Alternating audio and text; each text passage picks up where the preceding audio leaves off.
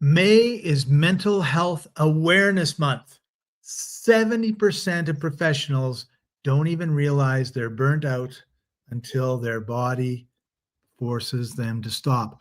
Don't be one of those people. Be in the 30% that are doing something. And join us right after this.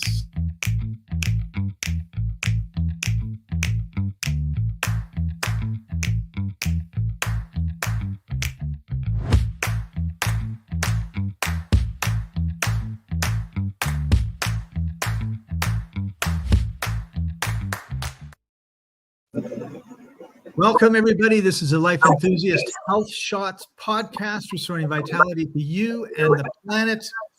And this month is Mental Health Month, and we're going to be talking about that right now. I'm Scott Patton, your host. Joining us is Martin Patella. And Martin, for some reason, we have feedback on your side. Yeah. Burnout. It's so easy to come by. You try too hard. You don't take a holiday. You think you can put it off. You just do another week and another month. And then you just start hating everything you do. You just can't make yourself get out of bed. So, Martin, what are some of the signs? Okay, aside from not getting out of bed, what are some of the other warning signs that people may be experiencing burnout? Yeah, I mean, the early signs would be not really loving what you do, right? Like when you're living in a hateful situation, whether you hate your job, your relationship, your circumstances, whatever, when you're living in that drag, you're going to burn out. I just don't know how to prevent that, right? Flow is the opposite of burnout. And in flow, you're not even noticing that you're doing it. You're playing instead of drudging. I guess the number one sign would be that you hate doing what you do. For me, it was clenching my jaw. And of course, you go to the dentist and they just put something, a thing in to clench on, rather than saying, you know what, you need to relax. You need to get off of, you need to do something else. You need to do something to deal with your stress. You're not dealing with it. You're ruining your teeth.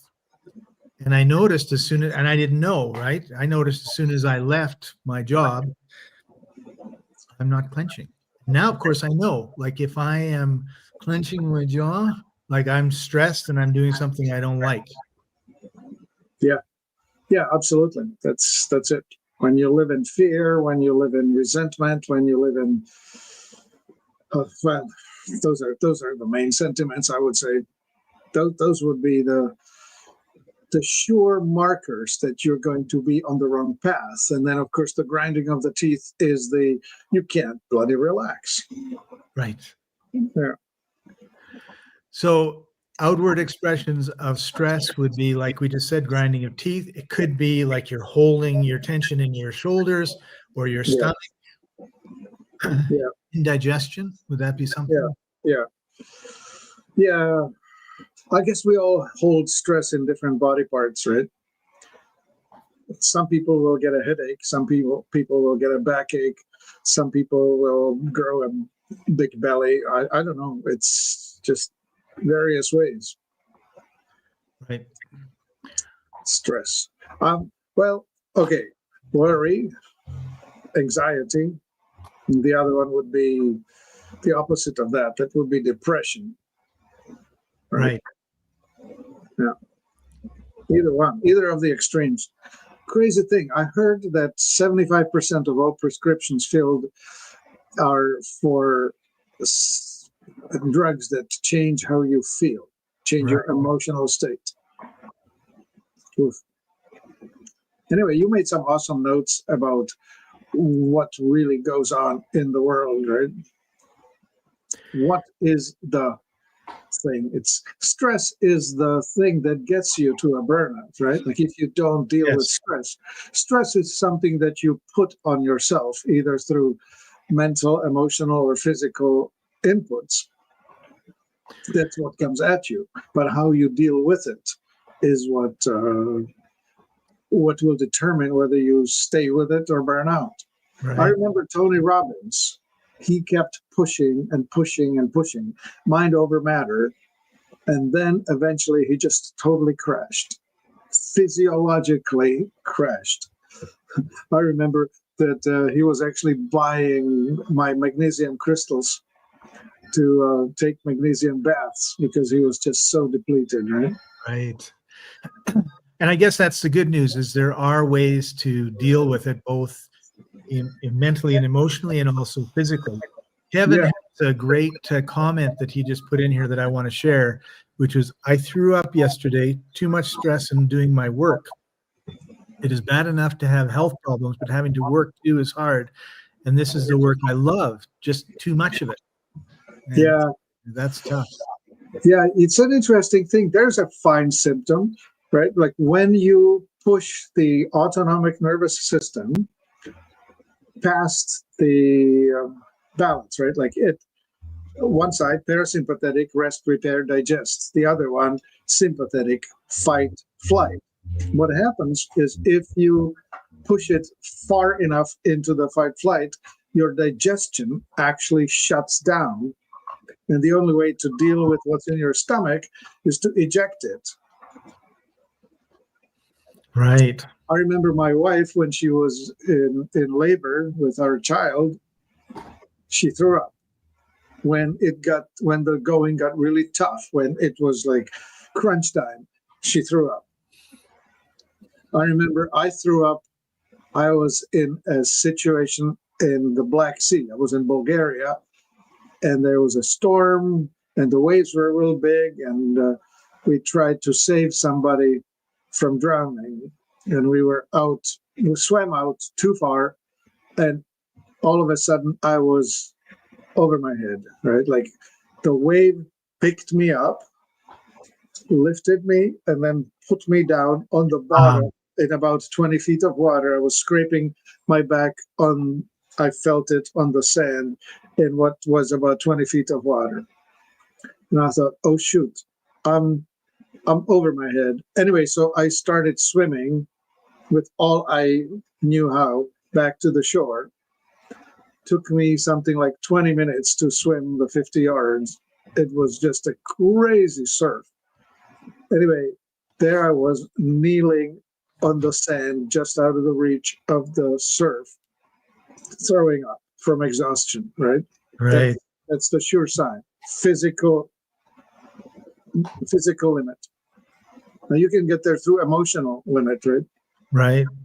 Yeah. So part of what happens with this stress is also the way that we live our lives, like the decisions that we make every day.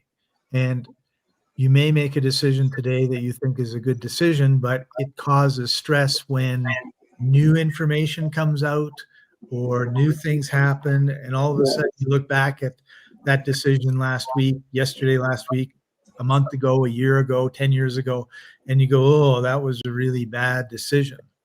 And I had the opposite. I wanted to share this with everybody, was because I made a good decision, and I recognize now that if I made the opposite decision, I would have been just consumed in guilt. And I worked at a grocery store, and I had a fellow working under me who was a very fierce A personality, like just tense and intense and intense, intense, all this stuff. And everything was like a crisis. And I'm kind of laid back. And then we didn't get along. And then he went to another store, and I ended up at that store. But this time he was working part-time because he had MS. But he had the ear of the manager. And so he kind of ruled the roost, and he would do his big thing, and everything was a crisis, and go run to the manager. The manager would tell everybody, like, just let him go. And he undercut everybody's authority, including mine. And then the manager changed. And when this fella had his big upset, ran to the new manager looked at him like, who are you? So he had no power base, and he glommed onto me as his power base. And everyone was expecting me to treat this guy like crap because he had treated me like crap and he treated everybody else like crap. And I didn't. And I could tell the energy in the stories. Everyone's like, why are you being pleasant to this guy?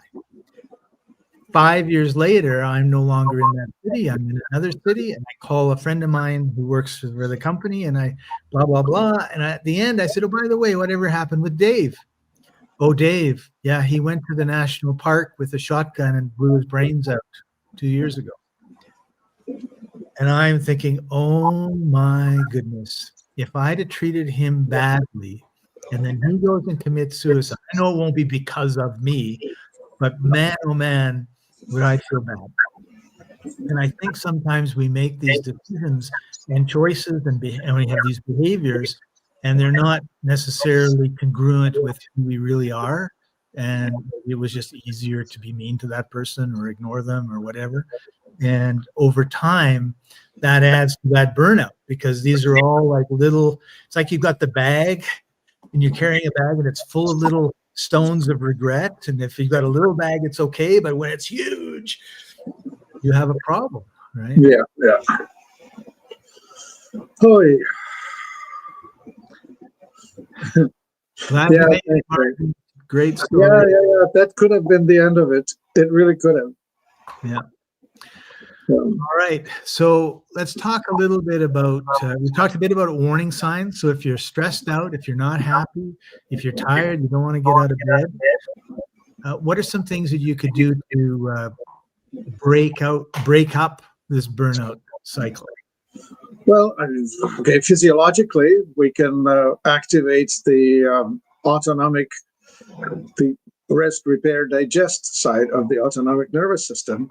The surest thing is magnesium, because magnesium is the mineral that activates the parasympathetic.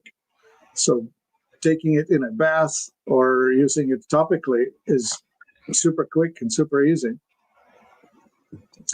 The other thing is you can start supplementing with something that will soothe the overstimulated nervous system. Cannabidiols are such a thing. We're not supposed to talk about hemp much because it's, for some reason, still a hot button because it's still federally regulated. But there's another plant that contains the same cannabidiols. They don't call them cannabidiol, they call them xanthohumols, but it's the same damn thing. And the plant is called hops. Okay. And it's the stuff that you put in beer to make it bitter. It's a very bitter alkaloid. And we actually have it available in a bottle, bitter bottle. Like I use this all the time. I have a bottle of it going all the time. If I overstimulate and if I feel like I've just had a little too much, here goes. Oh, it's bitter as hell.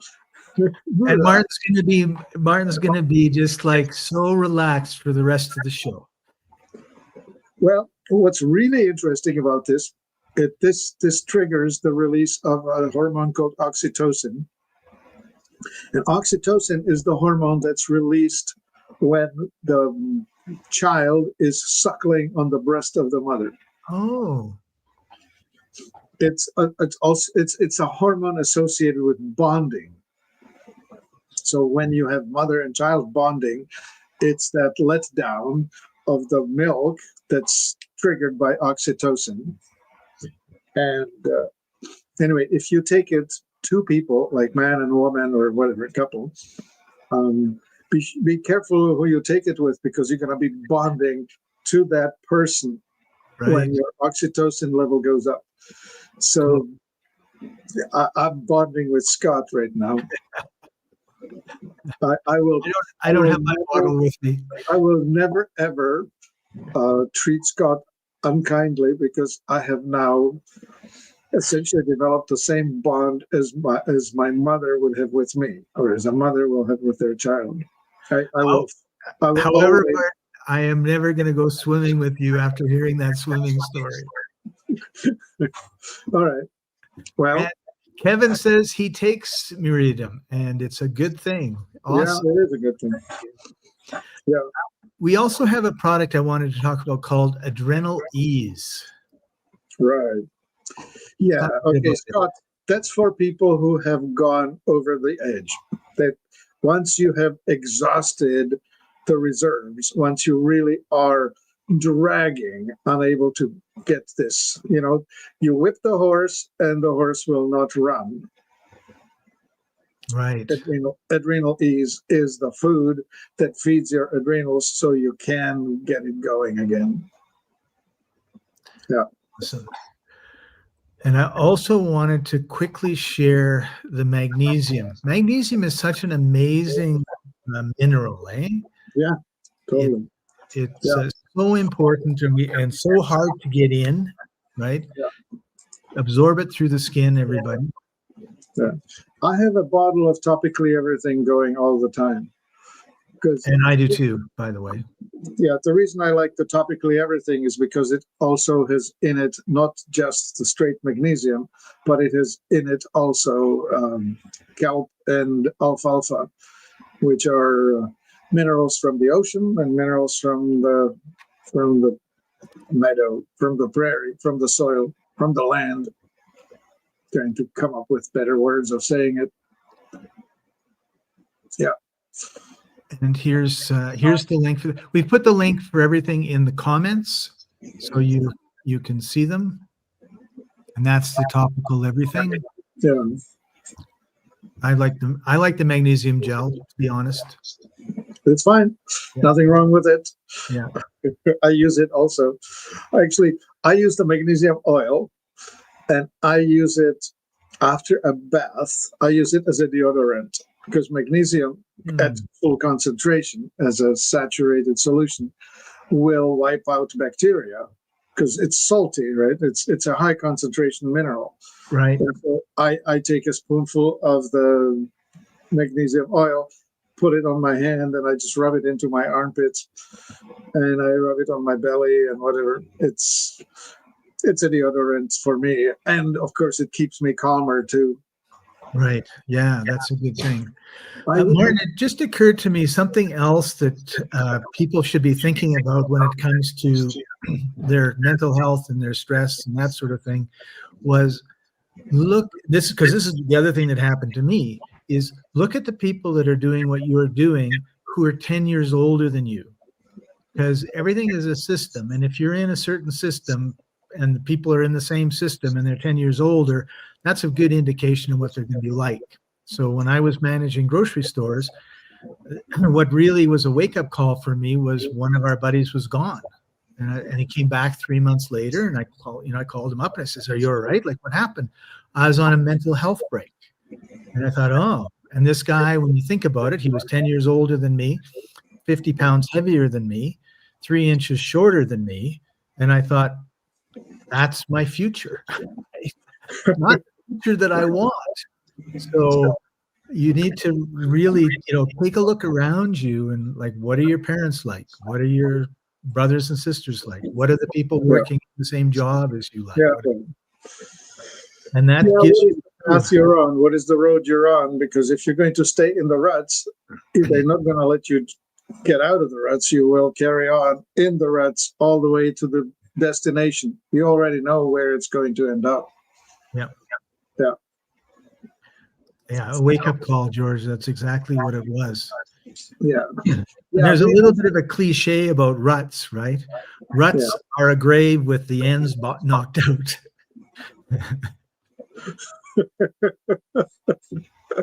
Oh, God. Yeah. Just lay down somewhere and you'll be done. Well, it's that, right? If you're not thinking, if you're not reevaluating, if you're not considering your life, then you're going to end up exactly where you're going. Yep. Yeah. Yep.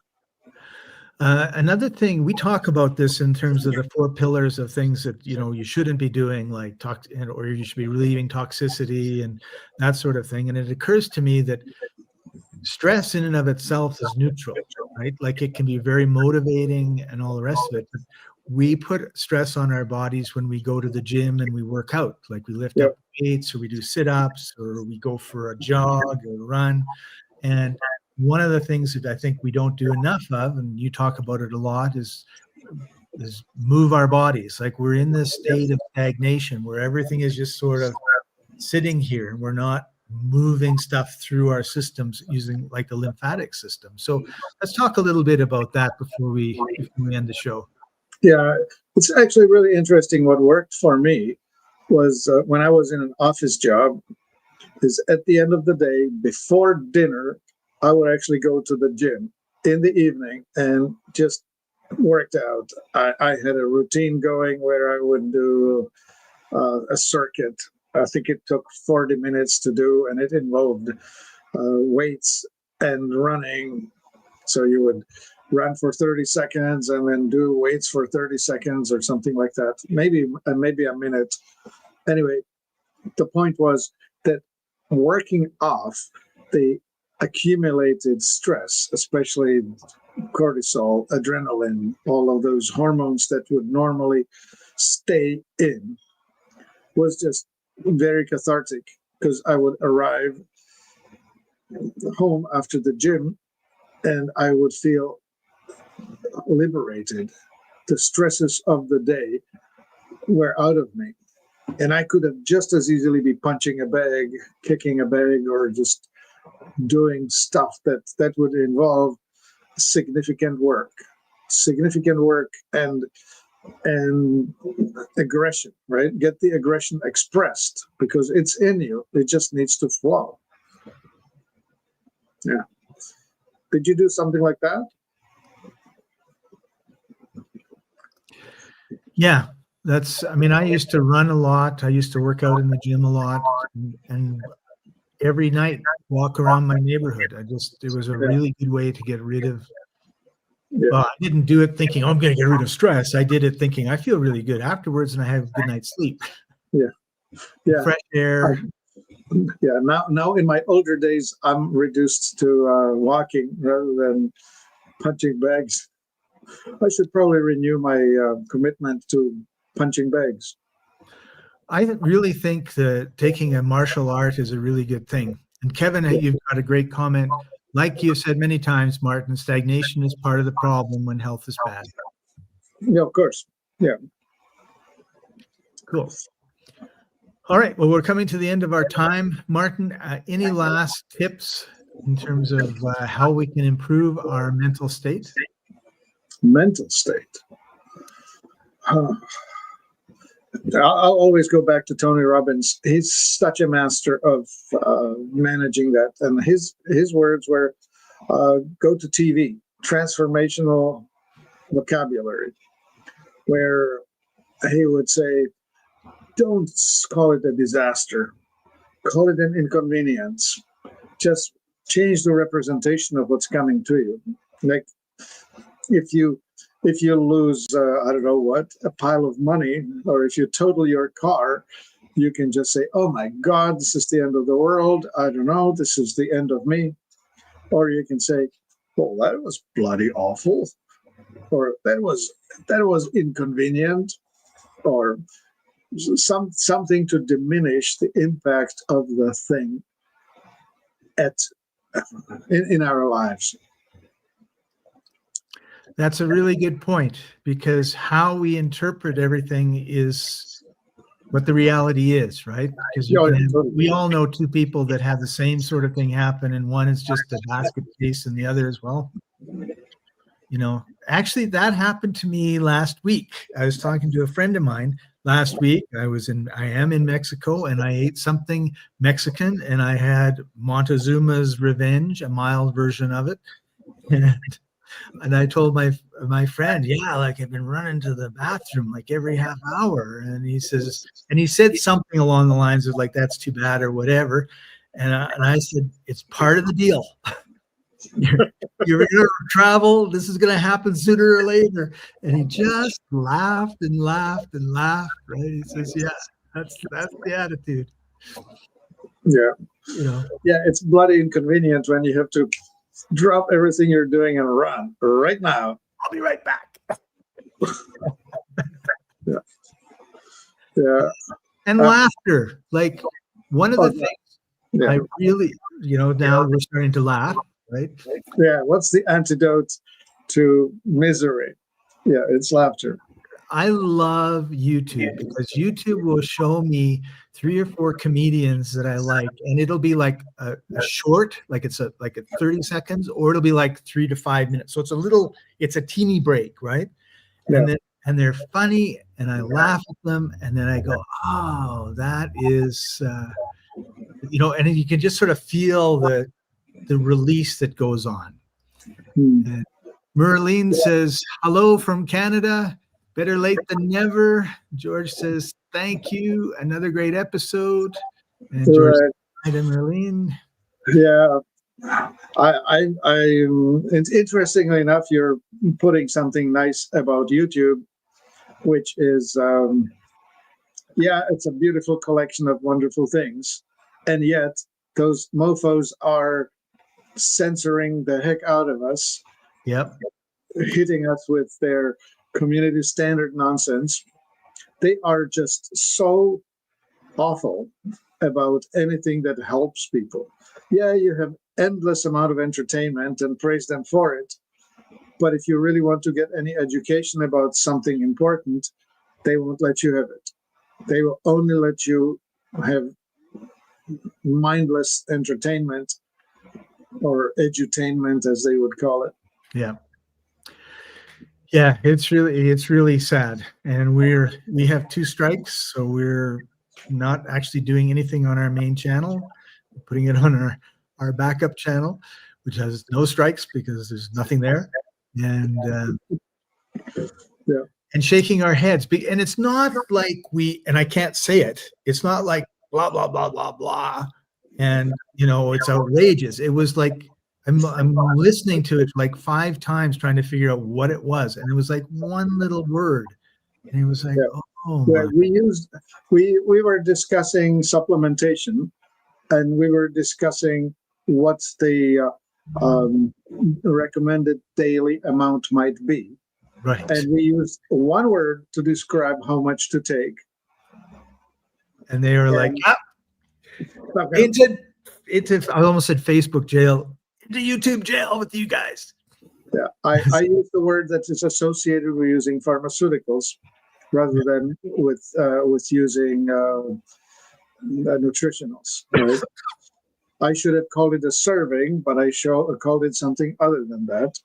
And kaboom. Kaboom. So I don't know. And I'm hoping that the pendulum is going to be, I think the pendulum is kind of swinging to people being able to be more open and free in what they have to say. However, many of these media companies are set in their ways, and the people are very set in their ways. So who knows? So I want to figure out if I can get the comedians on a different provider. Yes, I've looked for them on a different provider. So with that, we really appreciate you all being here with us. Remember, this is your mental health is something you can do something about. There may be physical things to look at, and exercise is one we recommend. There's definitely what you put into your body, and there's also what you can remove from your body. Everything is impacted, right? Like if you hurt your finger, you feel it in your head, right? Like, ow. So everything's connected. And nothing much paper cut can be a really serious annoyance. I hate paper cuts. Well, this has been Martin and Scott, restoring vitality to you and the planet on the Health and the Life Enthusiast Health Shots podcast. Oh, hang on, 2 last. Have a great weekend, Kevin. And George says, you too. Have a great weekend, everybody. Have a great rest of the week. We love you, and we will see you next time. Bye for now.